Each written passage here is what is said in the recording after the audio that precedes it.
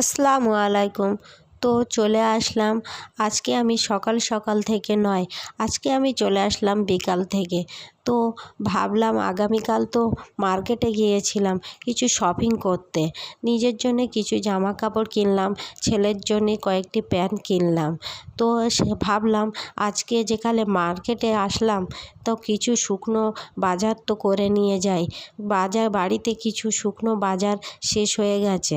তো এই ভেবে আমি মুদিখানা থেকে 1 কেজি ছোলা নিয়েছিলাম, 1 কেজি 100 গ্রাম চা নিয়েছিলাম, 100 গ্রাম আমুল দুধ নিয়েছিলাম।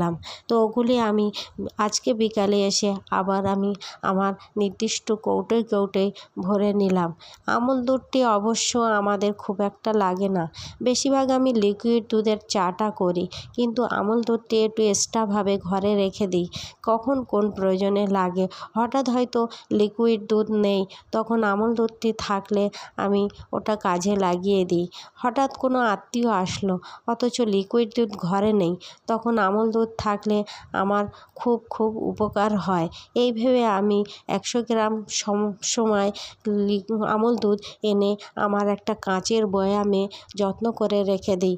অবশ্য কাঁচের বয়ামে দুধ রাখলে কোনো দিন নষ্ট হয় না। এই ভেবে আমি কাঁচের বয়ামে আমি আমুল দুধটি গুছিয়ে রেখে দিই।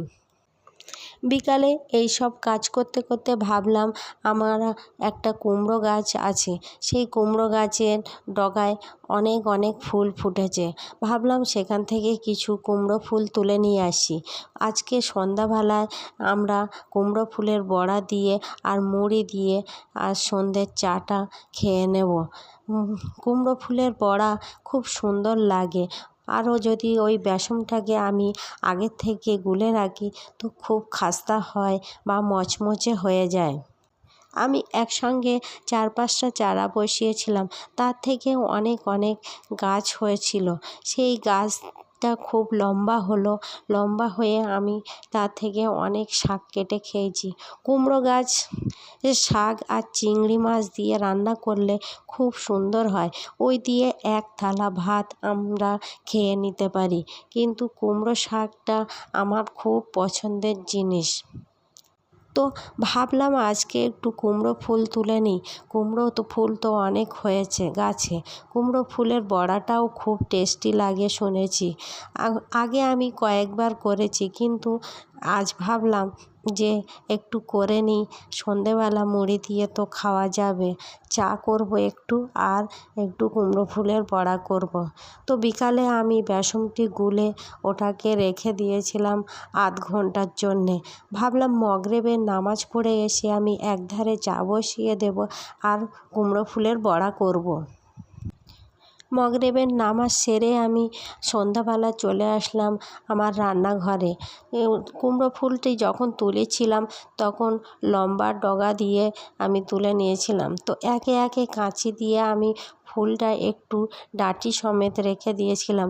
ওই ডাঁটি সমেত যখন বেসনে তুলে ছাড়বো তখন ওটা লম্বা হবে। লম্বা একেবারে দেখতে যেন বেগুনি যেমন তেমনই দেখতে লাগবে।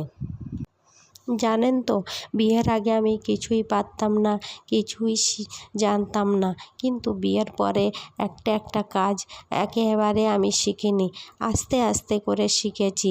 একদিন একটা যখন মনে হয় চেষ্টা করি যে আজকে আমি এটা ভালোভাবে হয়নি তা কী হয়েছে, আবার আগামীকাল আমি চেষ্টা করব যে আমার জিনিসটি আমি রান্নাটি ভালো আরও করার জন্যে।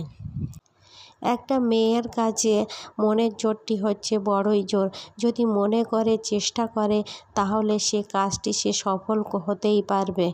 আমার মনের জোর খুব আছে, কিন্তু আমি ভাবি যে আমার মতো প্রত্যেক মেয়েরই এইভাবে মনের জোর নিয়ে কাজ করা অতি অবশ্যই প্রয়োজন। মেয়েরা ঘরের কাজ যেভাবে করতে পারে, মেয়েরা বাইরের কাজও কিন্তু সেইভাবে করতে পারে। ঘরের সংসার সামলাতে, বাচ্চা সামলাতে যেমন পারে, বাইরের অফিস থাকলেও সেই অফিসটাও সে চালাতে পারে মনের জোর থাকলে। মনের জোর না থাকলে কিছুই করতে পারে না। আর সবার আগে একটা বিবাহিত মেয়ের মনের জোর তখন হয় তার হাজবেন্ড যখন তার পাশে থাকে, সমস্ত বিষয়ে সাপোর্ট করে, তখন তার মনের জোরটা আরও বেড়ে যায়। তখন সে ইজিভাবে সংসারটা চালাতেও পারে, আবার বাইরের কাজও চালাতে পারে।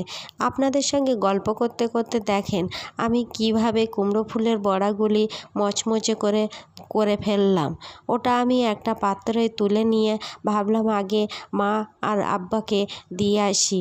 মচমচে কুমড়ো ফুলের বড়া ওরা খুব খেতে ভালোবাসে। তো একটা বাটিতে মুড়ি নিলাম, নিয়ে প্রথমে আব্বাকে দিয়ে আসলাম, তারপরে মাকে দিয়ে আসবো। এরপর আমি আর আমার ছেলে খাবো। আর হাজবেন্ড তো এই সময় বাড়িতে থাকে না, তো ওর জন্যে 2 পিস রেখে দেবো। এইভাবে আমরা প্রত্যেকের জন্যে 2 পিস 2 পিস করে বানিয়ে নিয়েছি। হাজবেন্ড যখন রাত্রে বাড়িতে আসবে, ও তো রাত 10টায় আসে, তখন তো মুড়ি দিয়ে খেতে পারবে না, তখন ভাত খাওয়ার সময় হয়ে যাবে। তো ভাতের সঙ্গে এরম কুমড়ো ফুলের বড়াও তো খেতে ভালো লাগে। আমি তো খেয়েই দেখেছি, মুড়ির সঙ্গে যেমন ভালো লাগে ভাতের সঙ্গেও তো তেমনই ভালো লাগে। আর গরম গরম হলে খুব তো ভালোই হয়। ওর জন্যে তখন আমি মাইক্রো ওভেনে খাওয়ার সময় ওটি গরম করে দেবো।